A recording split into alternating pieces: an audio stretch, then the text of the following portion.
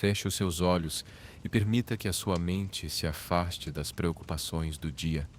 Deixe que a sua respiração se aprofunde, lenta e ritmada, como as marés suaves de um oceano tranquilo sob um céu estrelado. Vamos viajar juntos, não para um lugar de fantasia, mas para um tempo e um cenário reais, imersos nos detalhes de uma vida que já não existe. Iremos explorar, com uma calma profunda e uma curiosidade serena, a simples e complexa questão de como as pessoas dormiam a bordo de um navio pirata durante a chamada.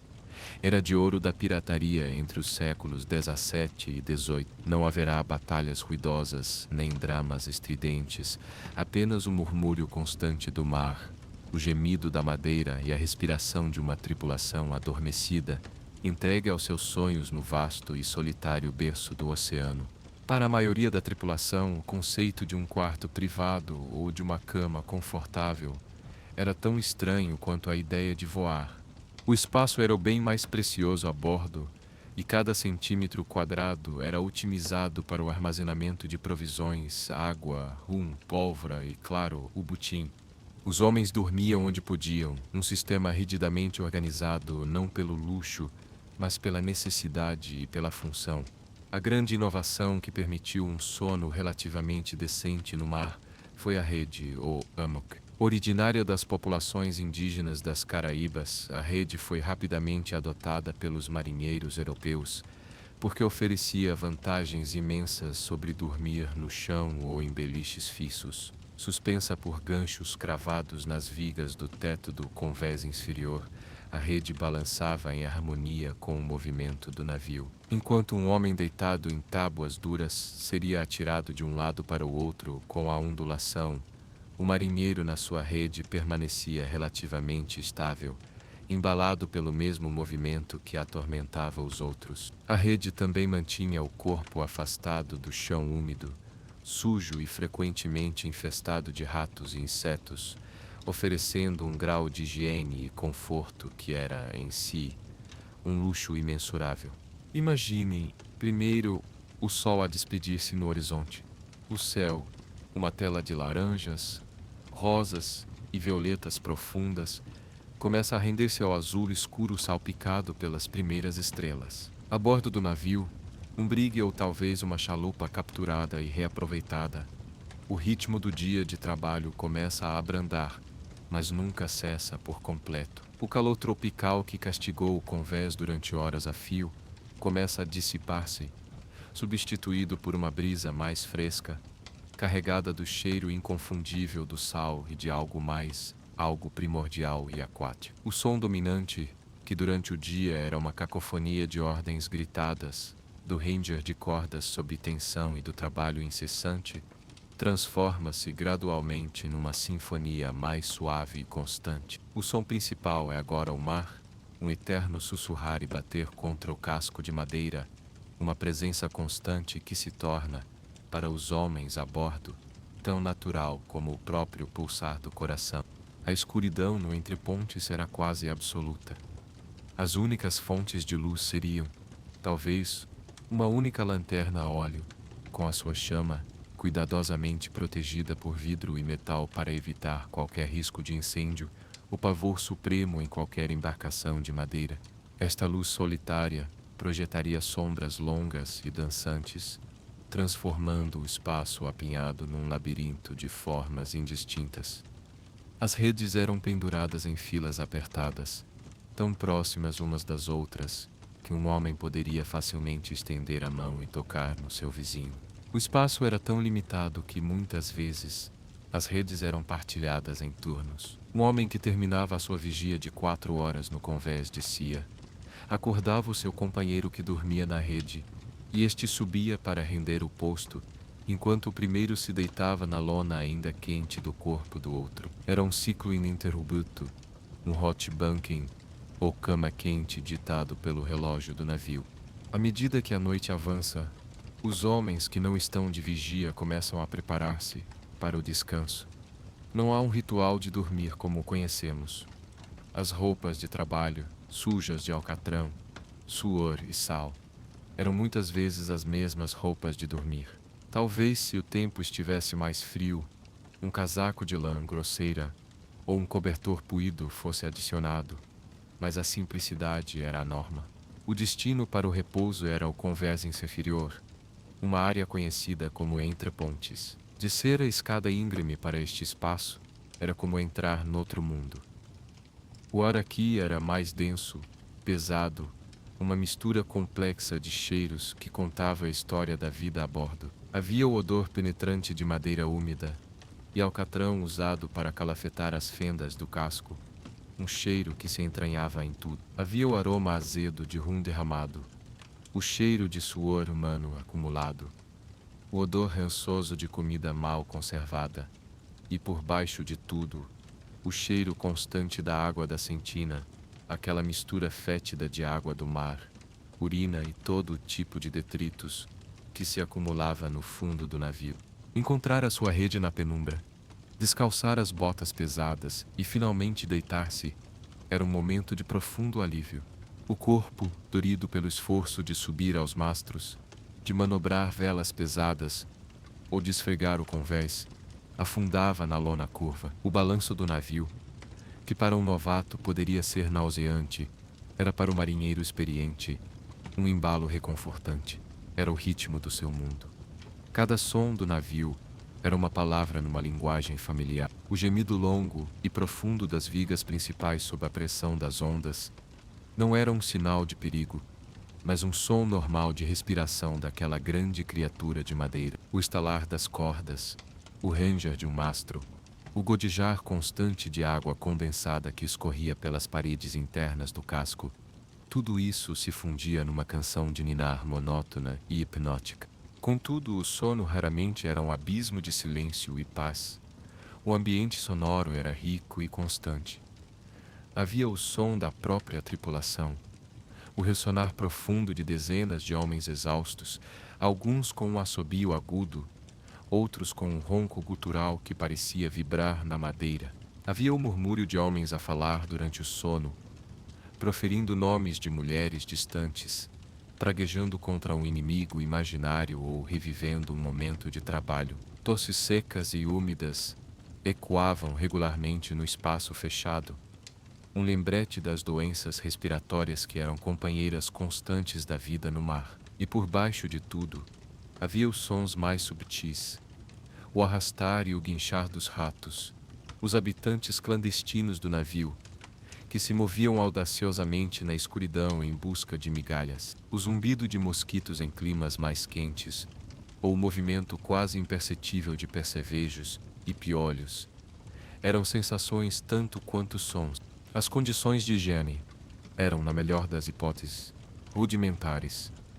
Os piolhos eram uma praga universal, e os homens frequentemente passavam tempo, quando havia luz, a catar os seus próprios corpos e os dos seus companheiros, numa prática que era tanto social quanto higiênica. As roupas raramente eram lavadas com água doce, um recurso demasiado precioso. No máximo, eram mergulhadas em água salgada e postas a secar ao sol, o que deixava o tecido rígido e impregnado de sal, causando assaduras e irritações na pele. Estas irritações, combinadas com as picadas de insetos, significavam que a comichão era uma sensação noturna quase universal. Um homem podia ser visto a contorcer-se e a coçar-se no seu sono, um espasmo inconsciente em busca de um alívio momentâneo. A comida também desempenhava um papel no sono. A dieta típica consistia em biscoito de navio, uma bolacha dura e seca, muitas vezes infestada de gorgulhos, e carne salgada, tão dura que precisava de ser demolhada por horas. A fome podia manter um homem acordado, assim como uma refeição excessivamente pesada ou gordurosa, se tivessem a sorte de capturar um navio com provisões frescas ou pescar uma tartaruga. O álcool era onipresente. O grog, uma mistura de rum e água, por vezes com um pouco de sumo de limão para combater o escorbuto, era a bebida padrão. Embora um gole pudesse ajudar a relaxar os músculos e a mente, o excesso de álcool levava a um sono de má qualidade, agitado e povoado por pesadelos, e a uma desidratação que se somava ao desconforto geral. Um homem bêbado podia cair da sua rede, resultando em ferimentos e no despertar irritado dos seus companheiros. O sistema de vigia era o grande regulador da vida e do sono a bordo. A tripulação era dividida em 2 bordos, ou turnos, geralmente o de bom-bordo e o de estibordo. Enquanto um bordo trabalhava no convés, o outro descansava, comia ou cuidava de tarefas pessoais. Os turnos duravam tipicamente 4 horas. Assim, um marinheiro poderia trabalhar das 8 da noite à meia-noite, depois dormir da meia-noite às 4 da manhã e voltar ao trabalho das 4 às 8. Este ciclo constante significava que o sono profundo e prolongado era um luxo raro. O corpo aprendia a adormecer rapidamente e a acordar instantaneamente ao som do apito do contramestre ou de um grito a chamar o seu nome. Era um sono fragmentado, funcional, projetado para maximizar a mão de obra disponível a qualquer hora do dia ou da noite, pois o mar e o vento nunca descansavam, e a necessidade de vigilância contra tempestades ou navios inimigos era perpétua. Mesmo no meio deste ambiente austero, havia pequenos rituais e confortos. Um homem poderia ter um pequeno amuleto, uma moeda gasta ou uma pequena cruz de madeira que segurava na mão enquanto adormecia, um elo frágil com um lar ou uma fé distantes. As superstições eram abundantes. Assobios eram proibidos, pois acreditava-se que chamavam o vento ou uma tempestade. Um sonho sobre ratos a abandonar o navio era um presságio terrível de que a embarcação iria afundar.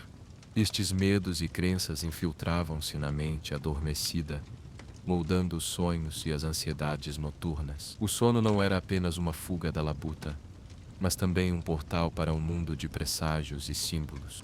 E assim, na escuridão do entrepontes, dezenas de homens balançavam suavemente nas suas redes, cada um num seu pequeno universo de sono. O ar denso, o balanço constante, a sinfonia de sons do navio e dos seus ocupantes criavam um ambiente único, um útero de madeira e lona no meio do vasto e indiferente oceano. O sono não era um luxo, mas uma necessidade estratégica, um recurso a ser gerido com o mesmo cuidado que a pólvora e a água potável. Era um sono conquistado a pulso, roubado em parcelas de 4 horas entre o trabalho árduo e o perigo sempre presente. Era um sono permeado por cheiros, sons e sensações que nos são hoje completamente estranhos, mas que para eles eram a textura da própria vida. O balanço suave da rede, sincronizado com a respiração profunda do oceano, continuava, puxando a mente para baixo, para longe da consciência, para um lugar de repouso temporário, enquanto o navio pirata prosseguia a sua jornada silenciosa, através da noite escura, uma silhueta solitária, deslizando sobre as águas negras, carregando os seus sonhos e os seus pesadelos rumo a um novo amanhecer. A noite ainda era longa e o mar guardava os seus próprios segredos. Para os homens que conseguiam entregar-se ao sono, cada momento de inconsciência era uma pequena vitória, uma pausa na luta pela sobrevivência, um regresso momentâneo à paz antes que o apito soasse novamente, chamando-os de volta ao ciclo interminável de vigília e trabalho. O capitão, na sua cabine, talvez tivesse um pouco mais de conforto, mas mesmo ele não estava imune aos sons e ao movimento do seu navio, o seu destino irrevogavelmente ligado ao da sua tripulação. A sua cama poderia ser maior, mas o oceano embalava-o da mesma forma, lembrando-lhe constantemente da sua pequenez perante a imensidão da natureza. E no silêncio que se instalava entre as andanças de turno, o único som verdadeiramente universal era o do mar, um murmúrio que continha todas as histórias do mundo. Sono para estes homens era uma rendição ao cansaço, ao balanço do navio, ao abraço da rede. Não era um processo passivo, mas um ato de confiança. Confiança de que as sentinelas no convés estavam atentas, de que o timoneiro mantinha o curso, de que o carpinteiro tinha feito bem o seu trabalho e o casco resistiria. Deitar-se na rede era entregar o controlo, por breves horas, à estrutura coletiva da tripulação e à integridade da própria embarcação. A mente, no entanto, nem sempre se desligava facilmente. Os acontecimentos do dia podiam ser repassados, a tensão de uma perseguição, a excitação de uma captura ou a simples monotonia de um dia sem vento. O rosto de um companheiro perdido numa tempestade ou numa escaramuça podia surgir na escuridão logo antes do sono chegar, um fantasma pessoal a assombrar a quietude. As preocupações com a divisão do butim, as tensões com outros membros da tripulação, a saudade de uma família deixada para trás há anos. Tudo isso borbulhava na superfície da consciência, tornando-o adormecer um processo de negociação com os próprios pensamentos. A temperatura também era um fator crucial. Nas águas frias do Atlântico Norte, o frio era um inimigo constante. O ar úmido e salgado parecia penetrar até aos ossos. Os homens amontoavam-se, partilhando o calor corporal, e qualquer cobertor ou peça de roupa extra era um tesouro. O frio causava um sono tenso, superficial, com o corpo a tremer involuntariamente, queimando calorias preciosas. Em contraste, nas Caraíbas ou na costa de África, o calor e a umidade podiam ser sufocantes. O ar no entrepontes tornava-se estagnado e irrespirável. O suor escorria incessantemente, ensopando a lona da rede e tornando a pele pegajosa e propensa a erupções cutâneas e fungos. Neste calor opressivo, muitos preferiam dormir no convés superior, ao ar livre, apesar dos riscos. Dormir no convés oferecia a bênção de uma brisa, mas expunha os homens aos elementos, um aguaceiro súbito, o orvalho pesado que encharcava tudo, e os mosquitos portadores de malária e febre amarela. Era uma escolha entre o sufoco e a exposição, um dilema constante na busca por algumas horas de descanso. Os sonhos destes homens, podemos apenas imaginar, eram um reflexo direto das suas vidas. Sonhos de terra firme, de tavernas barulhentas cheias de música e mulheres, de comida fresca e abundante, de camas que não se moviam. Sonhos de riqueza, de arcas a transbordar de moedas de ouro e joias, a recompensa final que justificava todos os sacrifícios e perigos. Mas também havia os pesadelos. Pesadelos de tempestades monstruosas, com ondas do tamanho de montanhas a quebrar sobre o navio, o som da madeira a estalar, como ossos.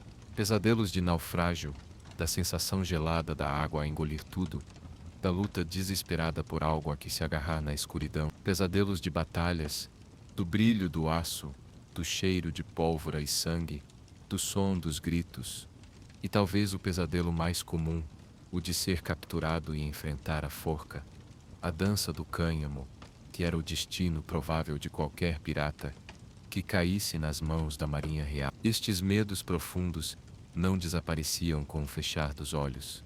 Eles simplesmente mudavam de forma, transformando-se em narrativas noturnas que podiam deixar um homem a acordar a suar frio, com o coração a bater descontroladamente, grato pela solidez, ainda que precária, do navio à sua volta. O tempo no mar era medido de forma diferente. Não apenas pelas ampolhetas que marcavam as vigias, mas pelo sol, pela lua e pelas estrelas.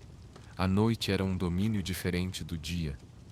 Era o momento em que as histórias de fantasmas e monstros marinhos pareciam mais reais. Contavam-se histórias sobre o holandês voador, o navio fantasma condenado a navegar para sempre, ou sobre sereias que atraíam os marinheiros para a morte. Olhar para a escuridão do mar, a partir do convés, era olhar para um abismo desconhecido, e era fácil para a imaginação preencher esse vazio com medos ancestrais. Estas crenças, partilhadas e sussurradas no escuro, adicionavam mais uma camada de complexidade à experiência do sono. Adormecer era também um ato de fé de que estas criaturas da noite permaneceriam no seu próprio reino. O som de uma baleia a emergir para respirar perto do navio podia ser confundido com o suspiro de um leviatã e o brilho fosforescente de plâncton na esteira do navio podia parecer o rasto de espíritos aquáticos. A noite transformava o oceano familiar num palco para o sobrenatural, e o sono era a única e frágil cortina que separava o marinheiro desse espetáculo. Era neste ambiente complexo, uma tapeçaria tecida com fios de cansaço físico, desconforto ambiental, camaradagem, medo e superstição, que o pirata comum procurava o seu descanso, balançando suavemente na sua rede, um ponto minúsculo de humanidade no coração da imensa e selvagem beleza do oceano noturno. E enquanto a sua mente finalmente se rendia, o navio continuava a sua dança lenta com as ondas, deslizando através da escuridão, o seu casco de madeira a gemer a sua canção de ninar antiga e infindável. O sono não era apenas um estado biológico, mas também um espaço social. A proximidade forçada significava que não havia privacidade. Os segredos eram difíceis de manter. Um homem que falava durante o sono podia revelar informações preciosas ou perigosas. Um homem que sofria de terrores noturnos podia perturbar o sono de todos à sua volta, atraindo simpatia ou irritação, dependendo do humor da tripulação. Pequenos atos de bondade podiam ocorrer. Ajustar o cobertor de um companheiro que tremia de frio, ou partilhar um gole de água com alguém que tossia incessantemente. Mas a brutalidade da vida também se refletia nestes momentos. Um homem podia ser roubado enquanto dormia, perdendo a sua pequena bolsa de moedas ou a sua faca. As disputas podiam começar com um ressonar demasiado alto ou um chute acidental na rede ao lado. O Entrepontes adormecido era um microcosmo da sociedade pirata, uma mistura de camaradagem forçada, interdependência e uma corrente subterrânea de desconfiança e interesse próprio. E quando o sono era abruptamente interrompido, o grito de todas as armas, ou velas à vista, transformava o espaço sonolento num caos instantâneo. Em segundos, os homens tinham de passar de um estado de repouso profundo para uma prontidão total para o combate ou para manobras de emergência. Saltavam das redes, muitas vezes ainda meio adormecidos, tropeçando uns nos outros na escuridão, procurando as suas armas, cutelos, pistolas, machados e correndo para os seus postos no convés. A adrenalina substituía instantaneamente o cansaço. Nestes momentos, a capacidade de acordar e funcionar imediatamente era uma questão de vida ou morte. Um segundo de hesitação podia significar a diferença entre capturar um prêmio ou acabar no fundo do mar. Este ciclo de relaxamento, precário e prontidão explosiva definia o sistema nervoso de cada marinheiro, criando um estado de alerta constante que persistia mesmo durante os períodos de maior calma. A cabine do capitão era, antes de mais, o cérebro do navio. Era um espaço de trabalho tanto quanto um quarto. A cama, muitas vezes um beliche embutido na própria parede para maximizar o espaço, era certamente mais larga e mais estável do que uma rede. Podia ter um colchão fino, recheado de palha, crina de cavalo ou até mesmo penas, se tivesse sido pilhado de um navio mais abastado. Um lençol, talvez dois, e um cobertor de lã mais grosso ofereciam um conforto que seria inimaginável para a tripulação. Mas mesmo aqui, o sono era um convidado esquivo e frequentemente interrompido. A cabine era o único lugar no navio, além do paiol de pólvora, que podia ter uma janela envidraçada, mas esta era frequentemente mantida fechada e coberta à noite, para não revelar a posição do navio. A luz de uma vela ou de uma lanterna a óleo era usada com parcimônia, e o capitão passava muitas das suas horas noturnas debruçado sobre cartas de navegação à luz bruxuleante, os seus instrumentos, um sextante, um compasso, uma régua paralela, dispostos sobre uma mesa firmemente aparafusada ao chão. Nem todos a bordo partilham do mesmo nível de desconforto ou da mesma intimidade com a escuridão apinhada do entrepontes. Ligeiramente afastada da massa de corpos adormecidos, muitas vezes na popa do navio, onde o balanço é sentido de forma um pouco diferente, mais como um levantar e baixar do que um rolar lateral. Encontra-se a cabine do capitão. A palavra cabine pode evocar imagens de um luxo relativo, e em comparação com a rede de um marinheiro comum, talvez o fosse, mas a realidade ainda era austera e ditada pela função. O sono do capitão era diferente não apenas no conforto físico, mas na sua textura psicológica. Ele dormia sob o peso da responsabilidade total. Cada decisão, desde o curso a seguir até a quantidade de ração a distribuir, recaía sobre os seus ombros. O seu sono era mais leve, sintonizado não apenas com os sons do navio e do mar, mas também com os sons da tripulação. Um murmúrio invulgarmente alto no convés inferior, uma discussão que se prolongava demasiado, o silêncio onde deveria haver o som da sentinela, apostos. Tudo isto podia despertá-lo instantaneamente. Ele dormia com a consciência de que a sua autoridade, especialmente no navio pirata, era muitas vezes precária. A tripulação tinha-o elegido e podia depô-lo.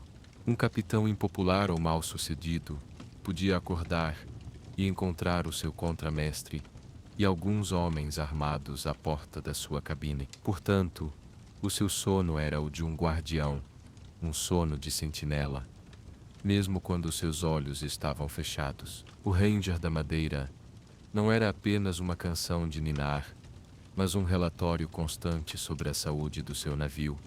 A direção do vento, sentida através do movimento subtil do casco, era uma atualização sobre o seu progresso e o seu destino. Perto do capitão, mas com uma autoridade diferente, estava o contramestre, ou quartermaster.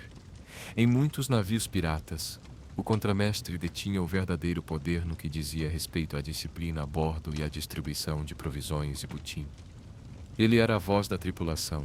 O seu alojamento para dormir refletia esta posição intermédia. Ele raramente tinha uma cabine privada, mas podia ter um espaço mais resguardado, talvez uma área separada por uma cortina de lona, ou simplesmente o melhor e mais espaçoso local para pendurar a sua rede no entrepontes. O seu sono, também, era um reflexo da sua função. Ele precisava de estar ciente dos humores e das queixas dos homens. Dormir entre eles permitia-lhe ouvir os sussurros, sentir as tensões e intervir antes que as disputas se transformassem em violência. O seu descanso estava intrinsecamente ligado ao bem-estar social da tripulação. Um navio onde os homens dormiam em paz era um navio bem gerido. Outras figuras especializadas também poderiam ter ligeiras melhorias nas suas condições de sono.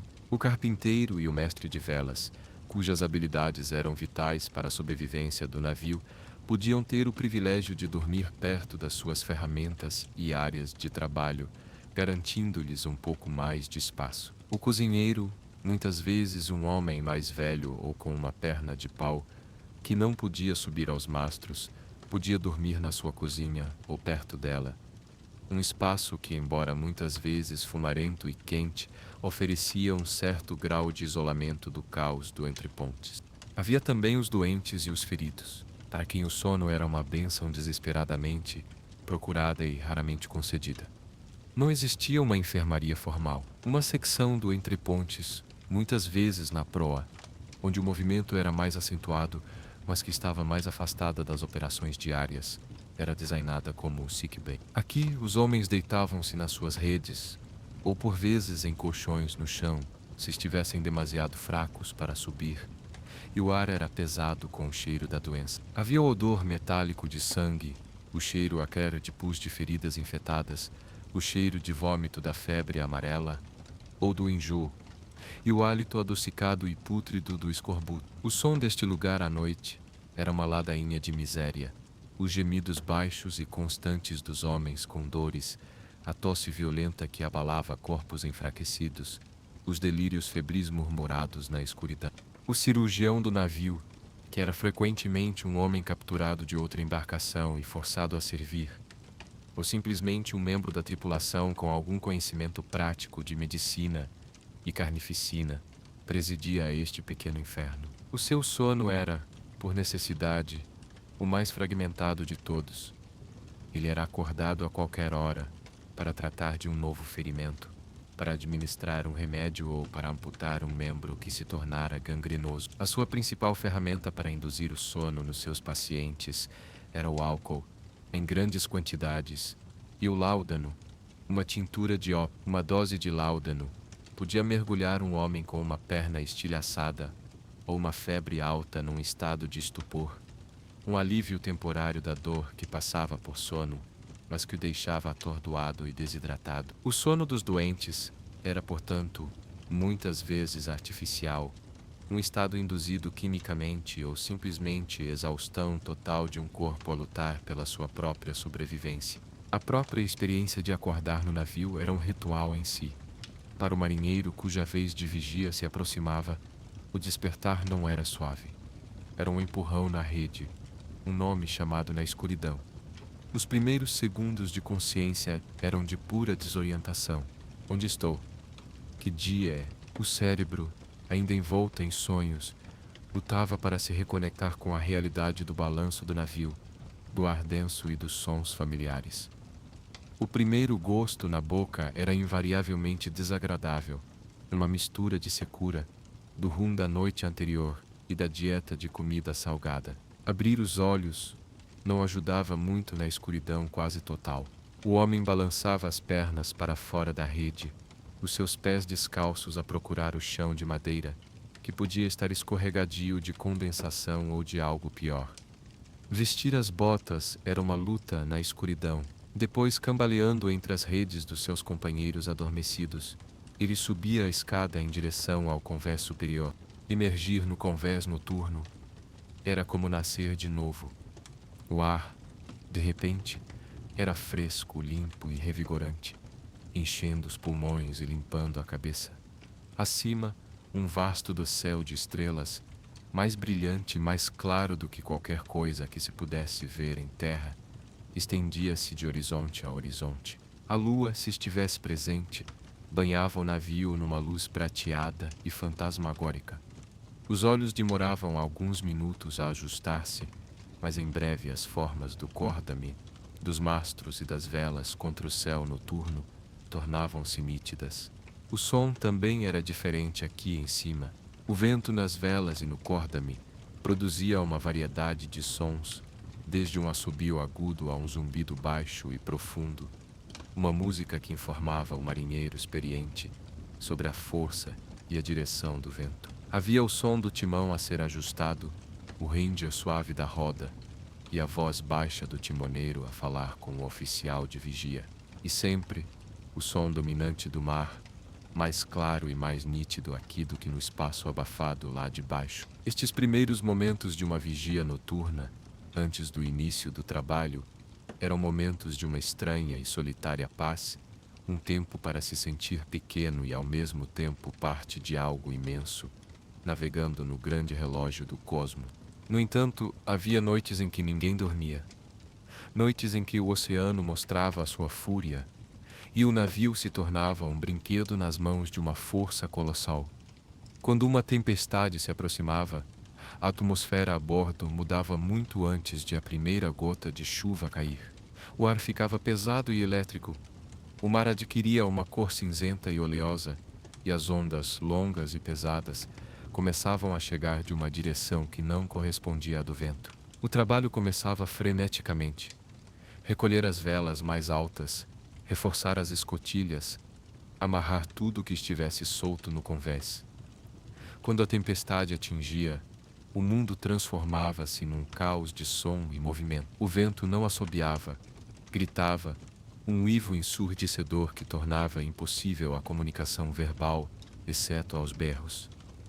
A chuva não caía, era atirada horizontalmente, com a força de pequenas pedras, e as ondas, já não ondas, mas montanhas de água negra e espumosa, levantavam o navio até alturas aterradoras e depois deixavam-no cair num abismo com um impacto que fazia vibrar cada tábua e cada prego.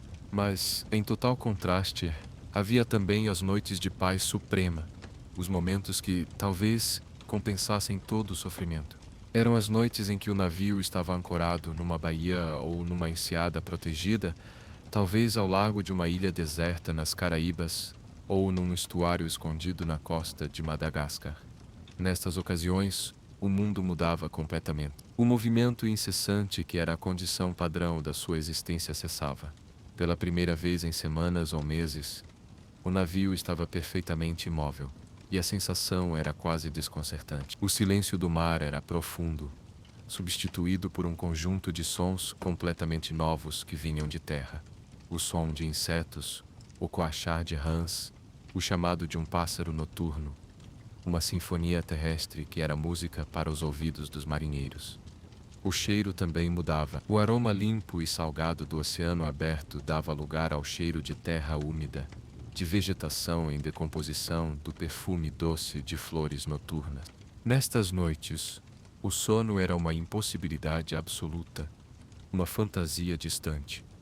O entrepontes, normalmente um lugar de descanso, tornava-se uma armadilha. A água entrava por todas as fendas, encharcando tudo. Os homens eram atirados das suas redes. O ar ficava saturado de medo. A maior parte da tripulação estava no convés, trabalhando incessantemente para manter o navio a flutuar e a apontar na direção certa em relação às ondas. Molhados até aos ossos, exaustos, gelados, eles agarravam-se às cordas para não serem varridos para o mar, os seus músculos a queimar de esforço.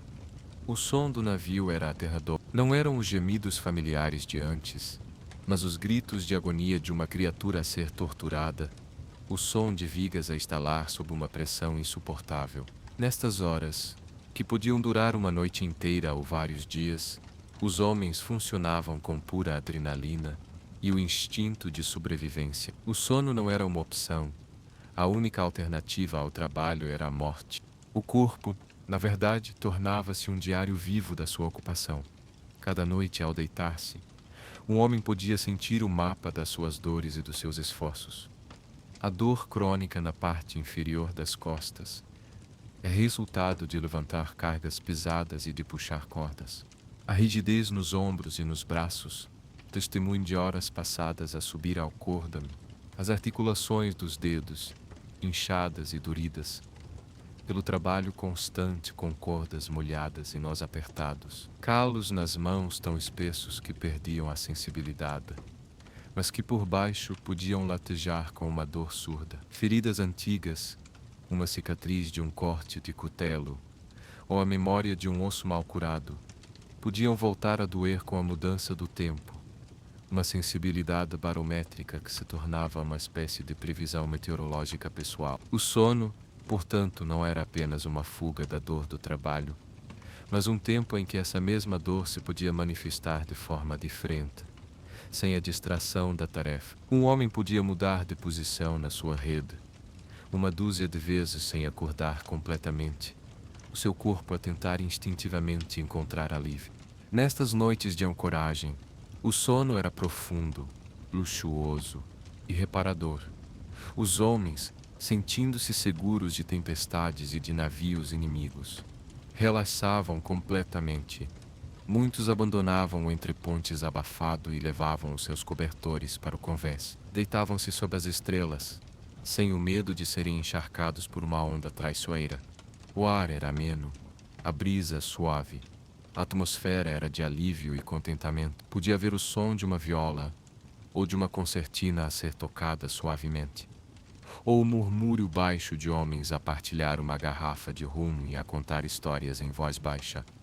O sono que se seguia era pesado, o sono dos exaustos que finalmente encontram um porto seguro. Os corpos, libertos da necessidade de se equilibrarem constantemente contra o balanço do mar, podiam finalmente soltar toda a tensão muscular.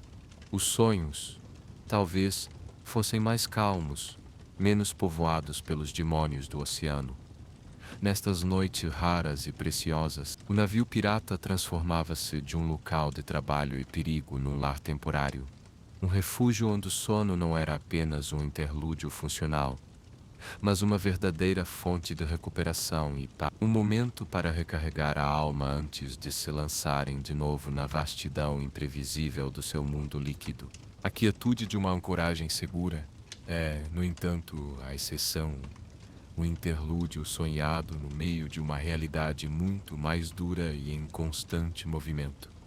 A memória desse repouso imóvel torna o regresso ao oceano aberto ainda mais perceptível. O corpo, que se tinha esquecido do que era a estabilidade, tende a se reajustar ao balanço perpétuo, ao berço incessante que é a sua condição normal. E é neste regresso à rotina que os detalhes mais subtis da experiência de dormir se aprofundam, tecendo-se na própria fibra do ser de um marinheiro. A sua própria rede, uma tira de lona grosseira que parecia ter sido tecida com sal e areia, roçava contra a pele, uma esfoliação constante que se tornava uma parte aceite da existência. As costuras grossas e enceradas deixavam marcas no corpo, um padrão temporário que seria apagado pelo trabalho do dia seguinte. O corpo aprendia a encontrar a posição exata, o centro de gravidade perfeito dentro da curva da lona, onde a tensão nos ombros e nas ancas era minimizada. Era uma negociação noturna entre o corpo e o objeto,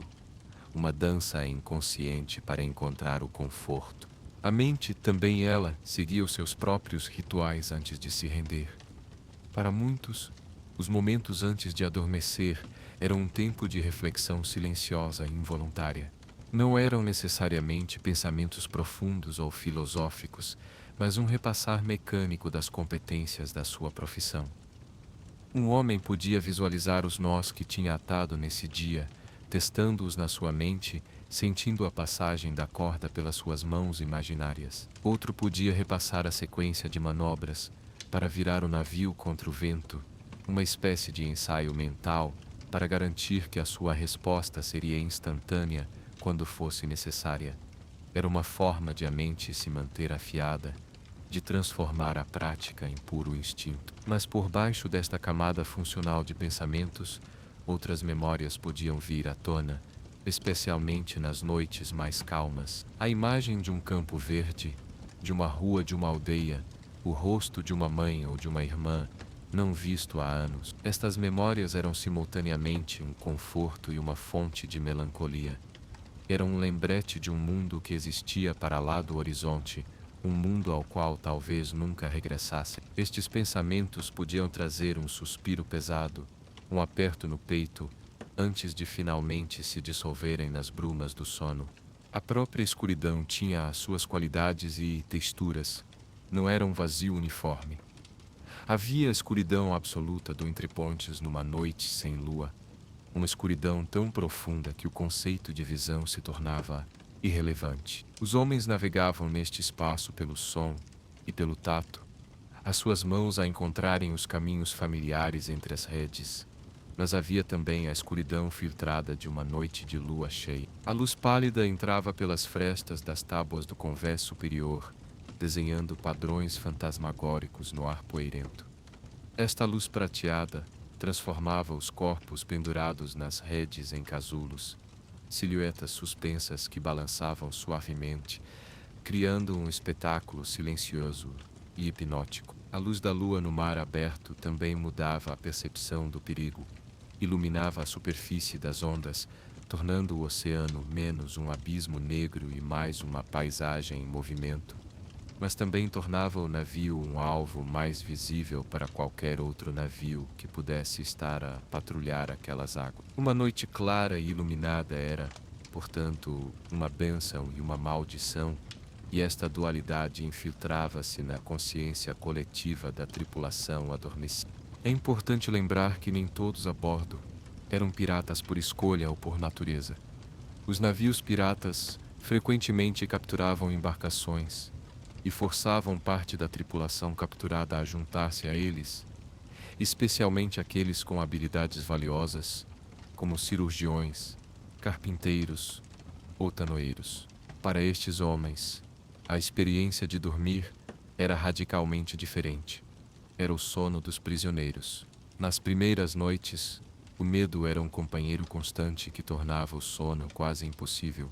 Cada som do navio, cada grito ou gargalhada dos seus captores era uma fonte de alarme. Eles não tinham a familiaridade que transformava o ruído em música de fundo. Para eles, era a cacofonia da sua prisão. Muitas vezes, Não lhes era dada uma rede, pelo menos não no início. Dormiam no chão, num canto úmido, expostos aos ratos e ao desprezo. O sono, quando vinha, era um refúgio superficial e frágil, povoado por pesadelos de violência e pela incerteza do seu destino. Com o tempo, alguns destes homens assimilavam-se, aceitando o seu novo papel por uma questão de sobrevivência ou até mesmo abraçando a vida pirata. À medida que o faziam, a sua experiência de sono transformava-se. A atribuição de uma rede era um rito de passagem significativo, um sinal de aceitação e de integração. Aprender a dormir em harmonia com o navio era aprender a pertencer a ele. Um caso ainda mais raro e complexo era a presença de mulheres a bordo.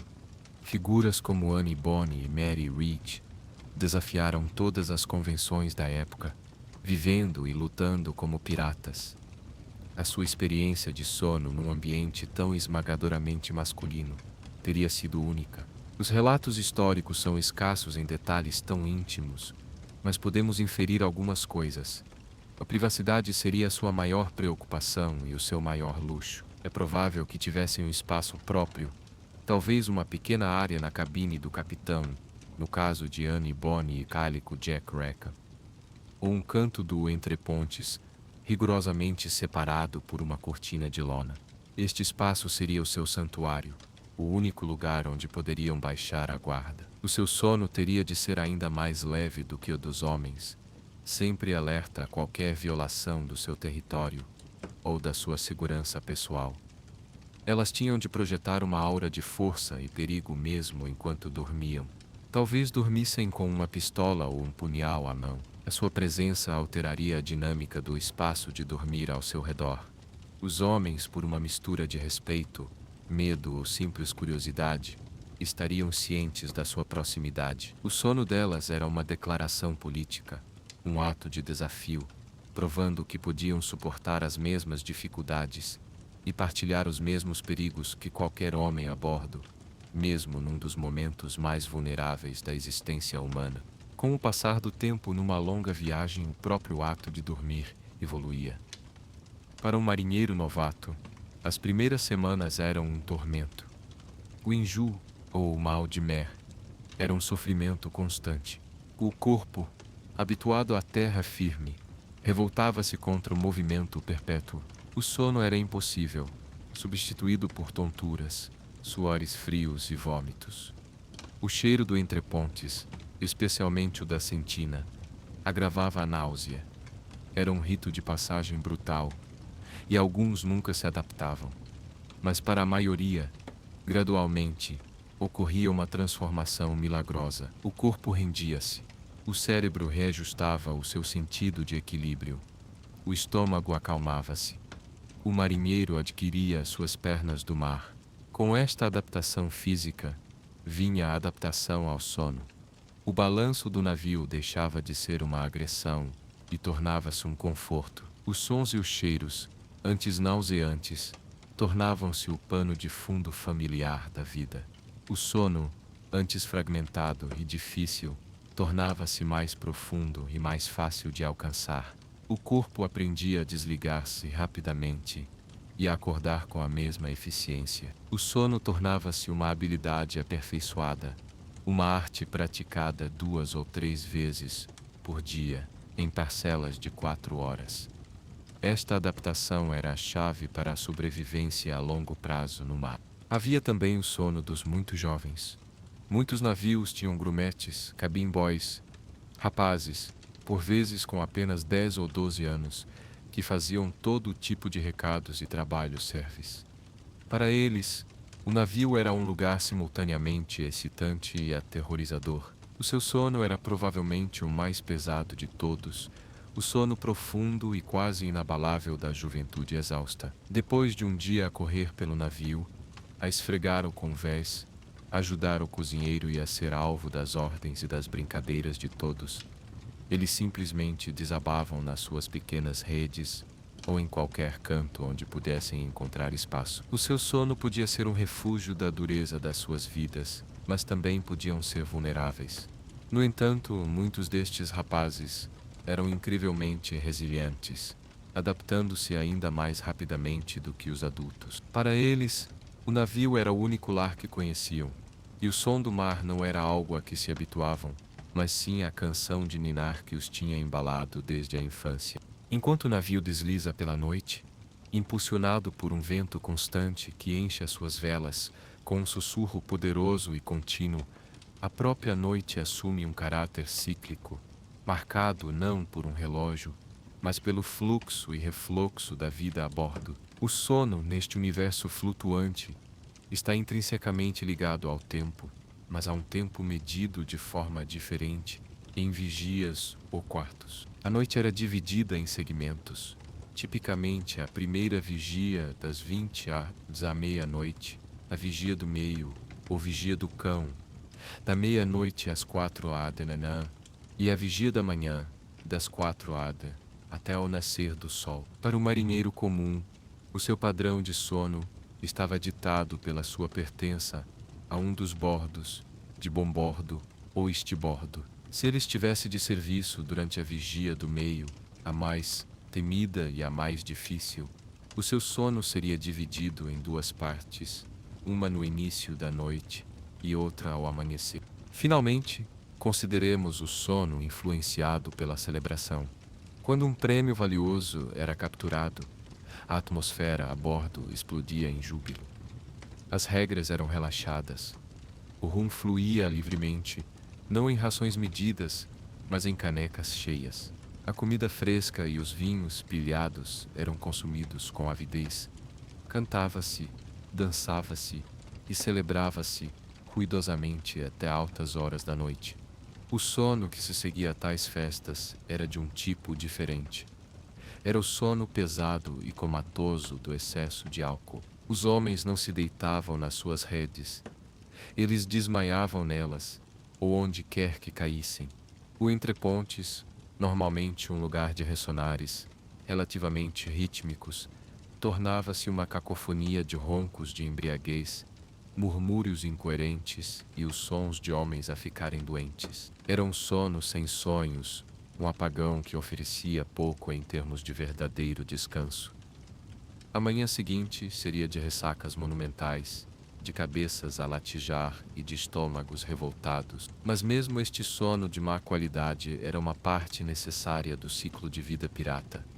A libertação catártica da tensão acumulada, a celebração da sobrevivência e do sucesso que tornava suportáveis as longas e monótonas semanas de patrulha no mar. Era o outro extremo do espectro do sono, o oposto do sono alerta e funcional da vigia, mostrando que mesmo no descanso a vida pirata era uma vida de extremo. O balanço do navio continuava, indiferente às celebrações ou às misérias dos homens que transportava, sempre em frente, através das águas escuras, embalando os justos e os pecadores, os sóbrios e os bêbados, todos juntos no seu ventre de madeira.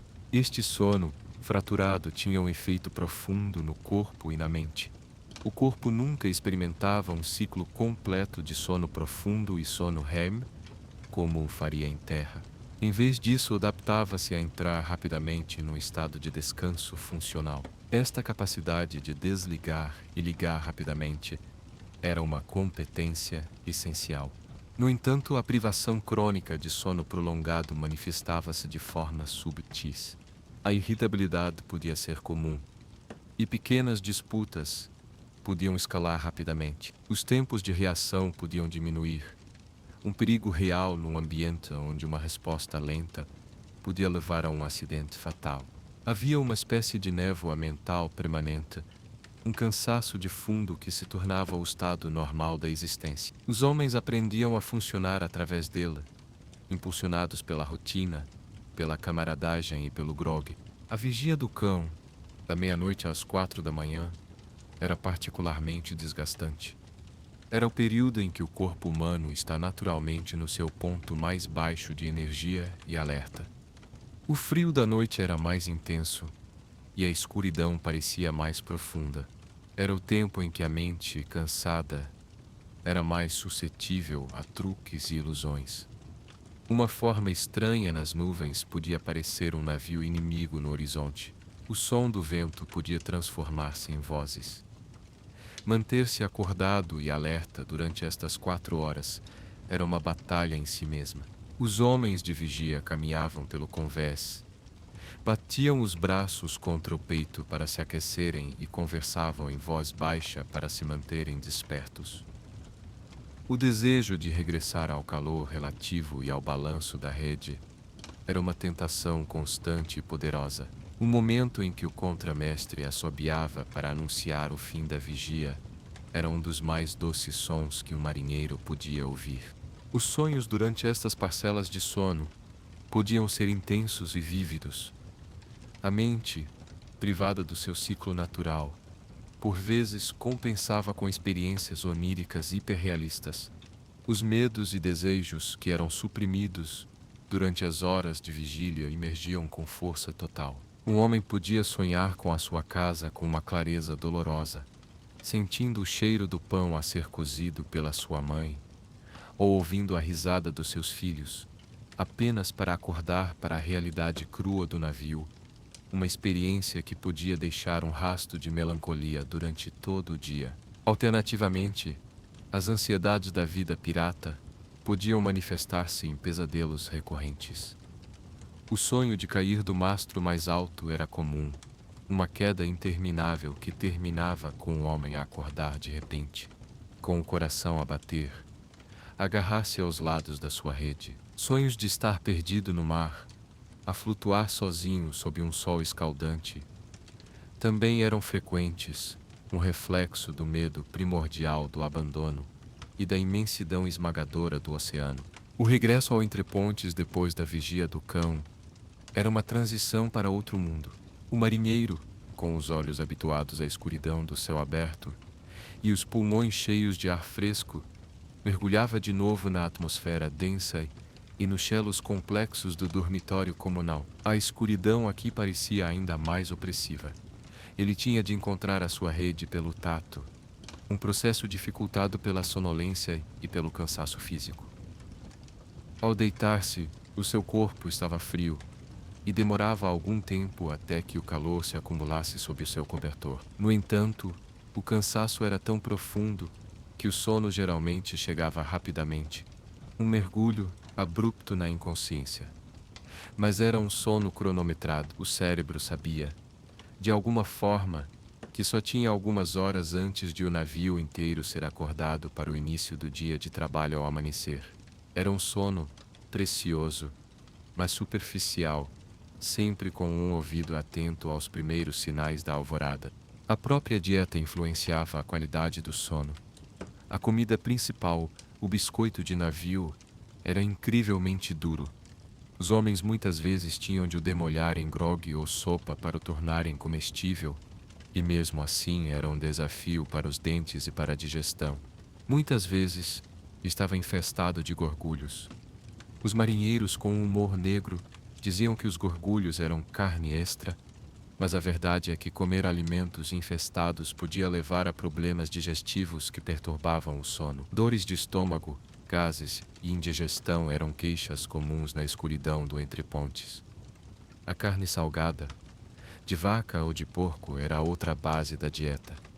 Era tão salgada que contribuía para uma desidratação constante, fazendo com que os homens acordassem a meio da noite com uma sede intensa. Beber mais água significava ter de se levantar para urinar, uma tarefa complicada que envolvia navegar pelo chão apinhado e subir ao convés para usar as cabeças, essencialmente uma plataforma na proa do navio com buracos que se abriam diretamente para o mar. Todo este ciclo alimentar e digestivo estava em desacordo com o sono tranquilo e ininterrupto. O som, como já mencionado, era uma constante, mas vale a pena aprofundar a sua natureza imersiva. Cada navio tinha a sua própria voz, a sua assinatura acústica. Um marinheiro experiente, se fosse vendado e colocado a bordo de vários navios, poderia provavelmente identificar o seu próprio navio apenas pelo som. Ele conhecia o tom exato do gemido da viga mestra quando o navio se inclinava a bom bordo, o estalido particular de uma corda específica sob tensão, o som do bater da água contra uma secção particular do casco. Esta paisagem sonora era o seu ambiente natural. No entanto, qualquer som que se desviasse desta norma era um alarme instantâneo que podia penetrar até no sono mais profundo. O som de um passo apressado e invulgar no convés, um grito abafado, o som de madeira a estalar de uma forma nova e alarmante, estes eram os sons que podiam ter a tripulação inteira de pé em segundos. Os seus instintos de sobrevivência a sobreporem-se instantaneamente a qualquer cansaço. O sono, portanto, nunca era um desligamento total do ambiente, mas sim uma escuta passiva e subconsciente. Havia também o problema constante das pragas. Os ratos eram os passageiros mais antigos e resilientes de qualquer navio. Eram audazes e onipresentes. À noite, o entrepontes era o seu reino. O som dos seus pequenos pés a correr pelas vigas, os seus guinchos agudos durante disputas territoriais e a sensação arrepiante de um rato a correr sobre o corpo de um homem adormecido eram ocorrências normais. Os marinheiros tentavam proteger as suas parcas rações pendurando-as em sacos, mas os ratos eram engenhosos. Para além dos ratos, havia os insetos. Em climas tropicais, os mosquitos eram um tormento. As suas picadas causavam comichão e inchaços, e o seu zumbido agudo perto do ouvido podia levar um homem à loucura. Pior ainda, eles eram vetores de doenças mortais como a malária e a febre amarela, o que significava que uma simples picada podia ser uma sentença de morte. Depois, havia as pragas mais íntimas, os piolhos e os percevejos. Escondiam-se nas costuras das roupas e nas fendas da madeira, emergindo à noite para se alimentarem do sangue dos homens adormecidos. A luta contra estas criaturas era constante e, na sua maioria, infrutífera. A comichão incessante era uma forma de tortura de baixo nível que tornava o relaxamento completo quase impossível. O sono era frequentemente um estado de dormência em que o corpo continuava a contorcer-se e a coçar-se por reflexo. A idade do navio também desempenhava um papel significativo na experiência de dormir. O navio mais novo, com as suas madeiras ainda a assentar e as suas juntas apertadas, podia ser mais silencioso e mais seco. O navio mais velho, por outro lado, era uma sinfonia de ruídos. As suas madeiras inassaturadas por anos de água salgada inchavam e contraíam-se constantemente. As suas vigas gemiam como um homem velho com reumatismo. As fendas eram mais numerosas, permitindo que mais água entrasse, tornando o entrepontes permanentemente úmido. Este ambiente úmido não era apenas desconfortável, mas também promovia o crescimento de bolor e mofo que adicionavam as suas próprias notas ao complexo buquê de cheiros e podiam agravar problemas respiratórios. Dormir no navio velho era dormir dentro de uma história, rodeado pelos fantasmas das suas viagens anteriores, embalado pelos seus protestos cansados contra o mar. Por fim, o ato de adormecer era um ato de esquecimento temporário. Esquecer a brutalidade da disciplina a bordo, que podia incluir chicotadas ou abandono, numa ilha deserta. Esquecer o medo da Marinha Real, cujos navios de guerra eram mais rápidos, maiores e mais bem armados. Esquecer a possibilidade de ferimentos horríveis e de uma morte dolorosa longe de casa. O sono era um pequeno pedaço de paz roubado a uma vida definida pela violência e pela incerteza.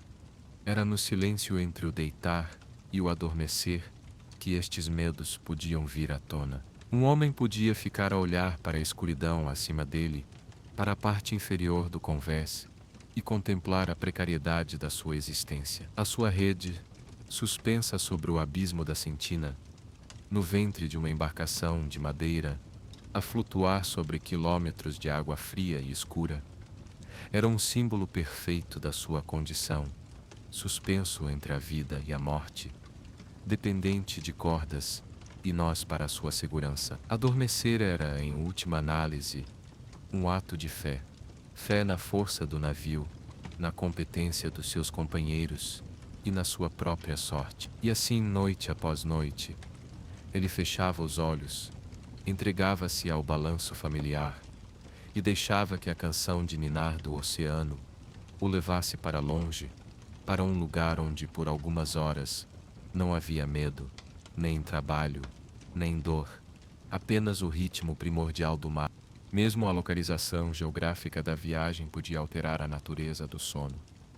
Navegar nas águas relativamente previsíveis dos ventos alísios era uma coisa.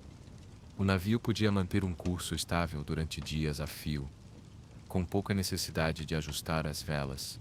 O balanço era rítmico e suave, quase mecânico. Nestas passagens, o sono podia tornar-se mais profundo e mais regular. A rotina instalava-se e a vida adquiria um ritmo monótono, mas repousante. Em contraste, navegar em águas mais temperamentais, como o Atlântico Norte ou ao redor do Cabo Horn, era uma experiência completamente diferente. Os ventos eram inconstantes e as tempestades podiam formar-se com pouca antecedência. O navio estava num estado constante de prontidão. A tripulação tinha de estar sempre pronta para reagir, para mudar as velas, para se ajustar a uma mudança súbita no mar. O sono nestas águas era leve, tenso e oportunista. Cada momento de calma era aproveitado, sabendo que podia ser interrompido a qualquer instante. No convés superior, a mudança é mais dramática e bela.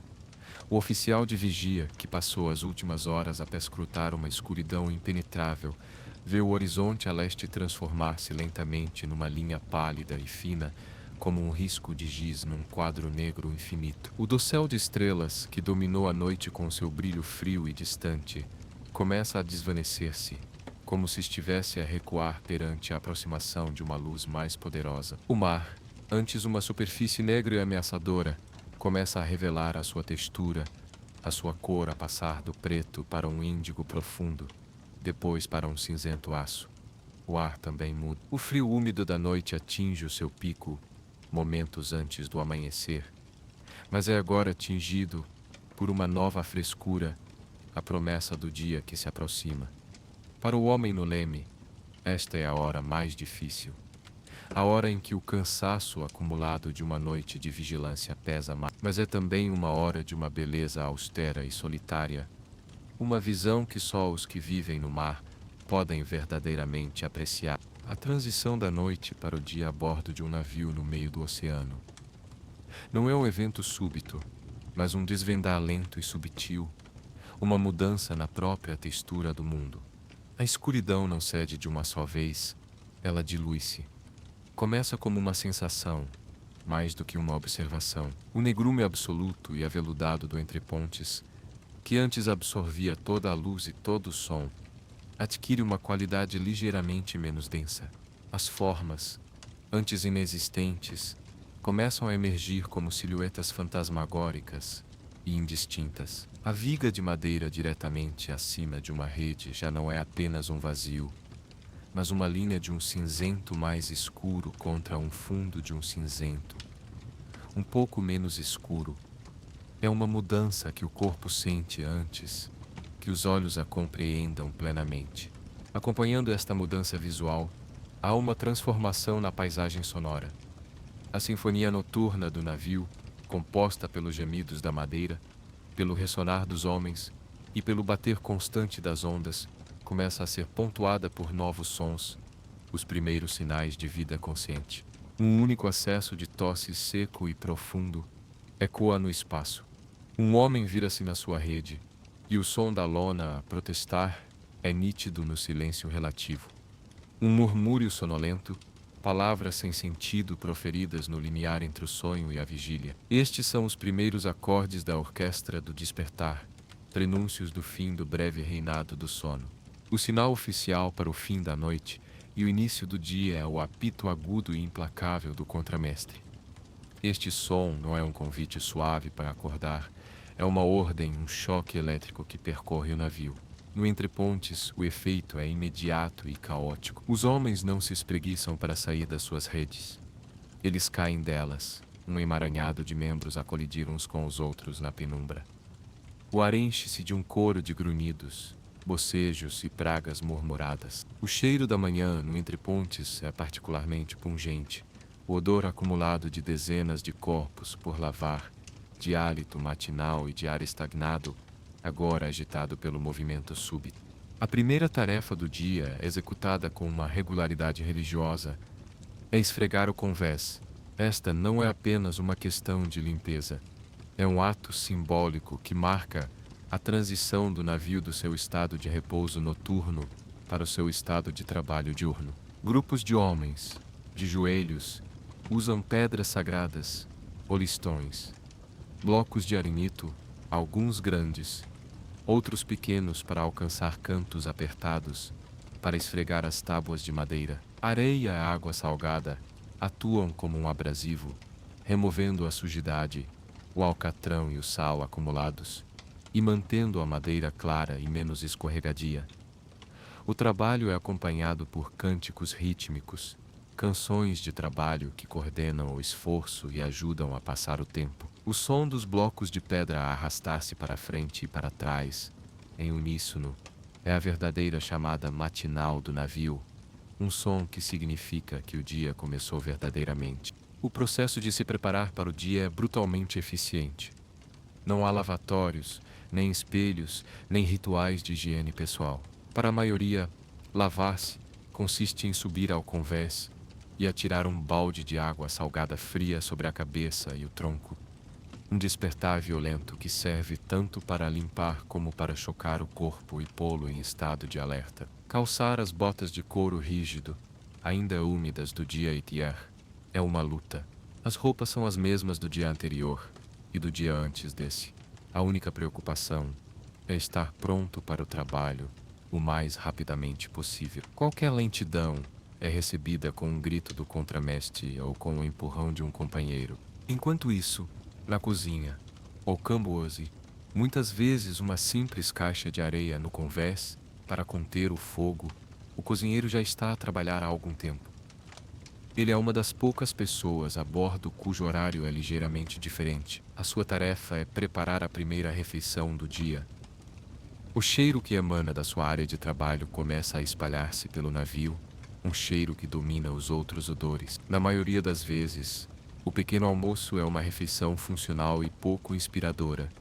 Um mingau espesso feito de aveia ou farinha, conhecido como burgu, ou simplesmente os restos dos biscoitos duros do dia anterior, talvez amolecidos em água quente. Se a sorte lhe sorriu, pode haver café, uma bebida amarga e forte que é valorizada mais pela sua cafeína do que pelo seu sabor. Esta refeição é consumida rapidamente, sem cerimônia, os homens a comerem de pé ou agachados num canto, a encherem os estômagos com combustível para o trabalho que se avizinha. O capitão, que pode ter dormido apenas algumas horas intermitentes, já está no seu posto na popa, o seu telescópio a varrer o horizonte. A sua preocupação não é com o esfregar do convés, mas com o quadro geral, a direção do vento, o estado do céu, a possibilidade de avistar velas, quer de uma presa potencial, quer de um caçador. O seu dia começou muito antes, na sua mente, enquanto estava deitado na sua cama, a ouvir as mudanças subtis no ritmo do navio. O navegador junta-se a ele e eles consultam as cartas, calculando a posição do navio após uma noite de navegação. A vida no convés superior é sobre estratégia e observação, enquanto a vida no convés principal é sobre força bruta e trabalho manual. Com o nascer do sol, o navio transforma-se completamente. O primeiro raio de luz a atingir o convés é um momento mágico. Ele ilumina as gotículas de água no ar, fazendo-as brilhar como diamantes. Aquece a madeira fria e úmida, revela as cores e os detalhes que a noite tinha escondido: o castanho desgastado do convés, o branco das velas, o azul profundo do mar, agora salpicado de reflexos dourados. A luz do sol não só aquece o corpo, como também parece levantar o ânimo. As conversas tornam-se mais animadas e pode até ouvir-se uma gargalhada ocasional.